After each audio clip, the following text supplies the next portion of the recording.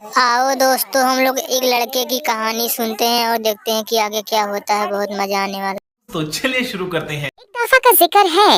एक छोटे से गांव में जो खूबसूरत माउंटेन और घने जंगल के दरमियान था, वहां एक छोटा लड़का रहता था जिसका नाम आरिश था।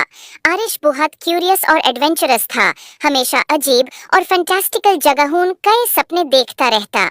एक दिन गांव के किनारे की सैर करते हुए उसने एक रास्ता देखा जो उसने पहले कभी नहीं देखा था।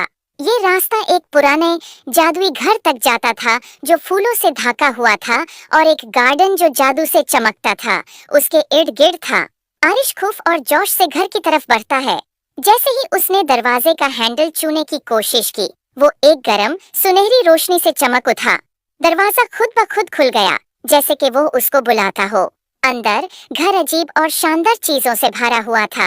किताबें जो राज बताती थीं, पेंटिंग्स जो हरकत करती थीं, और फर्नीचर जो अपनी ही धुन पर नचता था। जब आरिश घर को देख रहा था, उसकी मुलाकात एक बारी उल्लू से हुई जो बोल सकता था।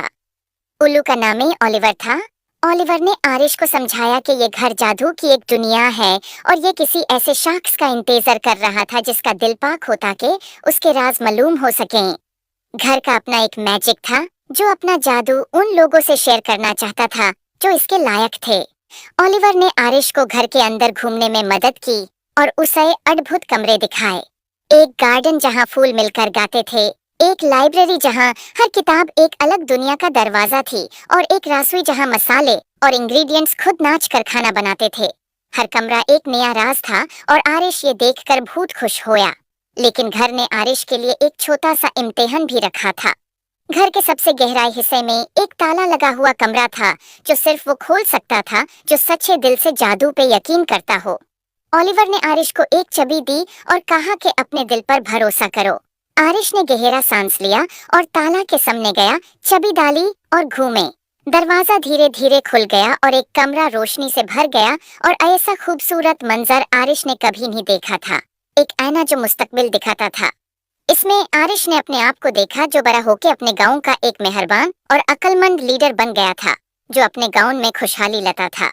उसने महसूस किया कि असली जादू उसके अंदर ही था। आरिश ने ओलिवर और जादू के घर का शुक्रिया अदा किया और वादा किया कि वो अक्सर वापस आएगा। और इस तरह आरिश और जादू का घर सबसे अच्छे दोस्त बन गए, और उनकी दोस्ती ने गांव में सलोन तक जादू और खुशियों को ले आया। उम्मीद है आपको स्टोरी पसंद आई होगी। Please like and subscribe my YouTube channel.